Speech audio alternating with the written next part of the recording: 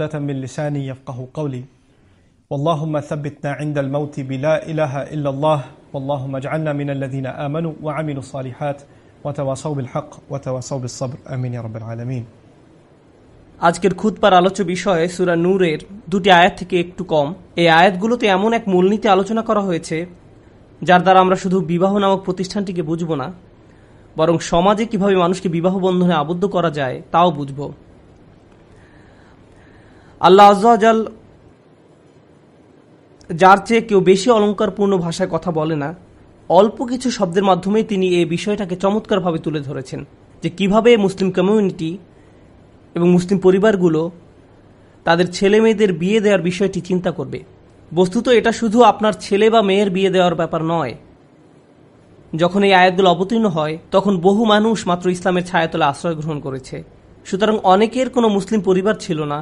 এমন অনেক মহিলা ছিলেন যাদের পিতামাতা মুসলিম ছিল না, তারা তাকে সমর্থন দিচ্ছিলেন না, তারা এখন সাহাবিয়াত এবং তারা অবিবাহিতা অথবা যাদের বিবাহ ভেঙে গেছে, অধিকন্তু সন্তান সন্ততিও আছে ইত্যাদি। সাধারণ পরিবারগুলোতে আপনার ছেলে বা মেয়ে থাকে, তারা বড় হয়, তারপর বিয়ের বয়সে পৌঁছায়, আর আপনি তাদের বিয়ে দেওয়ার কথা ভাবেন। কিন্তু বৃহত্তর পরিসরে আমাদের পরিবার হলো গোটা উম্মাহ। রাসূল সাল্লাল্লাহু আলাইহি ওয়াসাল্লাম সমগ্র উম্মাহকে একটি শরীরের সাথে তুলনা করেছেন, আর আল্লাহ সুবহানাহু ওয়া তাআলা একে ইখওয়া বা প্রায় রক্ত সম্পর্কীয় ভ্রাতৃত্ব বলে উল্লেখ করেছেন। আমরা একে অপরের ভাই, তার মানে আমরা সবাই মিলে বড় একটা পরিবারের মতো। সুতরাং আমাদের সমাজে যখন পুরুষ মহিলারা বিবাহ বন্ধনে আবদ্ধ হতে পারে না, সেটা আমাদেরই সমস্যা। তো আল্লাহ সুবহানাহু ওয়া তাআলা বলেন, ওয়ানকিহুল আয়ামা মিনকুম, তোমাদের মধ্যে যারা বিবাহহীন তাদের বিবাহ সম্পাদন করে দাও। এভাবেই বক্তব্যের শুরু। আরবিতে আইম শব্দটি নারী পুরুষ উভয়ের জন্য প্রযোজ্য, তবে বেশিরভাগ সময় এটা নারীদের জন্য ব্যবহৃত হতো আর কম সময় পুরুষদের জন্য ব্যবহার হতো। আরবদের এই শব্দ ব্যবহার থেকে বোঝা যায় এটি পুরুষদের বেলায় এমন কারোর জন্য ব্যবহৃত হতো যে সহজে বউ পাচ্ছে না, অথবা এমন পুরুষ যে বিয়ে করতে অস্বীকৃতি জানাচ্ছে, তা যে কোনো কারণেই হোক, তাদেরকে বিয়ে করতে উৎসাহ যোগাতে এটা ব্যবহৃত হতো। পক্ষান্তরে অধিকাংশ ক্ষেত্রে এটা নারীদের বেলায় ব্যবহৃত হতো। এমন নারী যারা তালাক প্রাপ্তা, এমন নারী যাদের এখনো বিয়ে হয়নি, কিংবা এমন নারী যারা অন্য পরিবার থেকে এসেছেন আর এখন তারা মুসলিম, ইত্যাদি ইত্যাদি। নারীদের নিয়ে এখানে কথা বলা হয়েছে। এখানে মজার যে বিষয়টার প্রতি আমি দৃষ্টি আকর্ষণ করতে চাই তা হলো আল্লাহ আযজা ওয়া জাল্লা এখানে সর্বপ্রথম তালাকপ্রাপ্তা নারীদের কথা উল্লেখ করেছেন। তালাকপ্রাপ্তা নারীদের প্রতি প্রথম দৃষ্টি দিয়েছেন উম্মুল মুমিনিন তথা রাসূল সাল্লাল্লাহু আলাইহি সাল্লামের স্ত্রীদের মাঝে অধিকাংশ ছিলেন তালাকপ্রাপ্তা বা বিধবা। রাসূল সাল্লাল্লাহু আলাইহি সাল্লামের সুন্নাহ হলো তালাকপ্রাপ্তা বা বিধবাদের বিয়ে করা। এটাই আসলে আমাদের রাসূল সাল্লাল্লাহু আলাইহি সাল্লামের একটি সুন্নাহ ছিল।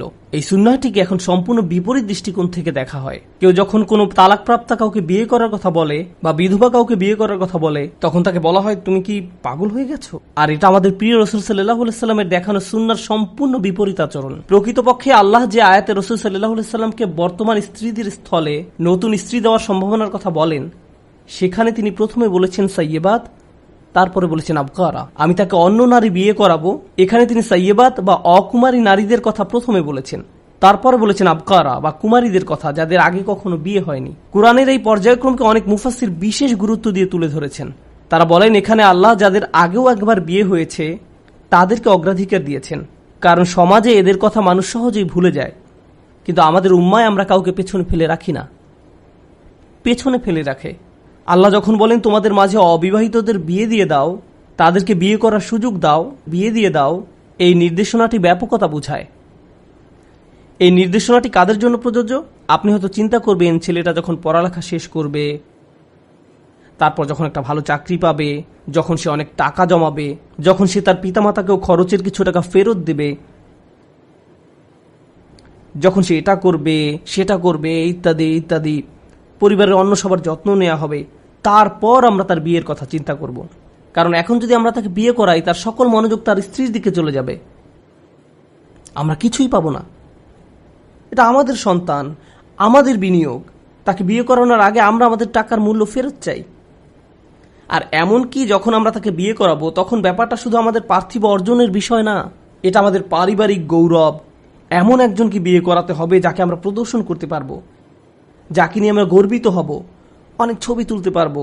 তাই বিশাল এক অনুষ্ঠানের আয়োজন করো, মানুষকে দেখাও যে আমরা একটা উচ্চ শ্রেণীর পরিবারের সাথে আত্মীয়তা করেছি, ইত্যাদি ইত্যাদি। তাই কাউকে বিয়ে করানোর আগে আপনি যে বিষয়টা বিবেচনা করেন তা হলো নারী পুরুষ উভয়ের জন্য আপনি একটা বয়সের মাত্রা ঠিক করে দেন। নারীদের ক্ষেত্রে একদম বিপরীত কাণ্ডটাই ঘটে। কোনো কোনো পরিবারে সে টিনেজ বয়সে পৌঁছার সাথে সাথে এমন ভাবা হয় আমাকে দ্রুত দায়িত্ব পালন থেকে বাঁচতে হবে। মনে হয় যেন এটা আপনার ঘরে একটা ব্যাধি, যত দ্রুত এর থেকে বাঁচা যায় ততই মঙ্গল। আপনি মেয়েটাকে যেন তেনভাবে কোনো একটা পাত্রের কাছে দিয়ে বিদায় করতে পারলেই বাঁচেন। বহু মেয়েরা হতাশায় ভোগেন, কারণ তাদের বাবা মা সবসময় বলতেই থাকেন তুমি এখনো এখানে পড়ে আছো, তুমি বিয়ে করছো না। আর অন্যদিকে যুবক ছেলেরা বিয়ে করতে চায় আর তাদের বাবা মা বলতে থাকে তুমি এখনো বিয়ের জন্য প্রস্তুত নও। লক্ষ্য করুন কোরআনের আয়াত আমাদের কি বলে, ওয়াসসালিহিনা মিন ইবাদিকুম ওয়া ঈমানিকুম, এবং তোমরা তোমাদের দাস দাসীদের মধ্যে যারা সৎকর্মপরায়ণ তাদেরও বিয়ে দাও। তখনকার সমাজে দাস দাসীরা ছিল, তাদের বলতে গেলে কোনো টাকা পয়সাই ছিল না। আল্লাহ বলেন তাদেরও বিয়ে দিয়ে দাও। তাই এই যুক্তি যে বিয়ে সম্পর্কে চিন্তা করার আগে কাউকে স্বাবলম্বী হতে হবে, তা এই একটি বক্তব্যের মাধ্যমে তছনছ করে দেওয়া হলো, সমীকরণ থেকে বাদ দিয়ে দেওয়া হলো। যে বিষয়গুলো বিবেচনায় আনতে হবে তা হলো প্রথমত তারা কি বিয়ের বয়সে পৌঁছেছে, আর দ্বিতীয়ত সালেহীন বা ভালো মানুষ। ভালো মানে তাদের আল্লাহর সাথে সম্পর্ক ভালো এবং তারা পরিণত, তারা প্রস্তুত। এই হলো সালেহীনা মিন ইবাদিকুম ওয়া ঈমাইকুমের ব্যাখ্যা। তারপর আল্লাহ এর সাথে যোগ করে আরো বলেন, কারণ এখনো বহু মানুষ এই বিষয়টাকে গুরুত্বপূর্ণ মনে করে, ইয়াকুনু ফুকারা ইউগনিহুমুল্লাহু মিন ফাদলিহ, তারা যদি নিঃস্ব হয় তবে আল্লাহ নিজ অনুগ্রহে তাদেরকে সচ্ছল করে দেবেন। কারণ টাকা পয়সার বিষয়টা আল্লাহ নিকট ক্ষুদ্র সমস্যা, তবে আল্লাহ নিজ অনুগ্রহে তাদেরকে সচ্ছল করে দেবেন। আইমা মানে সমাজের বহু মানুষ যারা অবিবাহিত রয়ে গেছে, সেটা তুলনামূলক বড় সমস্যা। অর্থকড়ি না থাকা ছোট সমস্যা, কিন্তু মানুষের মাঝে সম্পর্ক জুড়ে না দেওয়া আল্লাহর নিকট অনেক বড় একটি সমস্যা। এই আয়াতটি পড়ার সময় আমি একটা বর্ণনার সন্ধান পাই,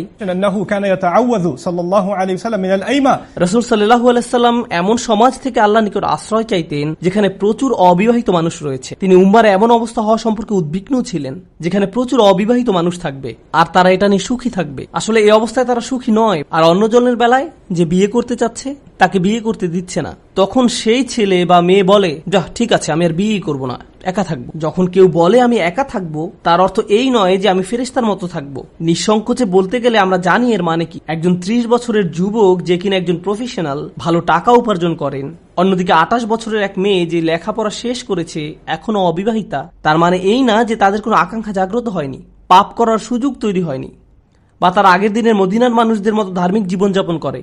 মদিনারও তার নিজস্ব ধরনের সমস্যা ছিল, মদিনাতেও নিজস্ব ধরনের পরিস্থিতি ছিল। আপনি যদি মনোযোগ দিয়ে রাসূল সাল্লাল্লাহু আলাইহি সাল্লামের জীবনী পড়েন তাহলে দেখবেন সাহাবীদের জীবনে বিভিন্ন ঘটনা ঘটেছে। মাত্র আজ সকালে আমি এক সাহাবীর ঘটনা পড়ছিলাম, যিনি কোনো এক কারণে মক্কায় গিয়েছিলেন, আর সেখানে তার জাহিলি যুগের এক মেয়ে বন্ধু ছিল। আরবি বর্ণনায় যে শব্দটি ব্যবহার করা হয়েছে তা হলো খলিলা, মেয়ে বন্ধু, তার মুসলিম হওয়ার আগের জীবনের। তো মেয়েটি তাকে দেখতে পেল আর বলল, তুমি কি আবার আমার সাথে নির্জনে থাকতে চাও? তখন সেই সাহাবী রাদিয়াল্লাহু তাআলা আনহু বললেন, সম্ভব না, তোমার আর আমার মাঝে ইসলাম এসে গেছে। তখন মেয়েটি রেগে গেল এবং সে তার ভাই বন্ধুদের ডেকে তাকে মারধর করতে উদ্যত হলো। সাহাবী বললেন, ঠিক আছে, আমাদের জন্য একটাই পথ আছে, তা হলো আমাকে তোমার বিয়ে করতে হবে। মেয়েটি বলল, ঠিক আছে, আমাকে বিয়ে করো। তিনি বললেন, আগে আমাকে রাসূল সাল্লাল্লাহু আলাইহি সাল্লামকে জিজ্ঞেস করতে হবে, কারণ তিনি জানতেন না যে অমুসলিম কাউকে বিয়ে করা যাবে কি না। তারপর তিনি রাসূল সাল্লাল্লাহু আলাইহি সাল্লামের কাছে ফেরত গেলেন এবং তাকে জিজ্ঞেস করলেন। তারপর এই আয়াত অবতীর্ণ হয় যে মুশরিক নারীদের বিয়ে করো না যতক্ষণ না তারা ঈমান গ্রহণ করে। আমি আমার আলোচনা থেকে একটু সরে গেছি। আমি যে কথাটি বলতে চাচ্ছি তা হলো কিভাবে আমরা বিয়েকে সহজ করে দেব, কারণ বিয়েকে কঠিন করা শয়তানের কাজ।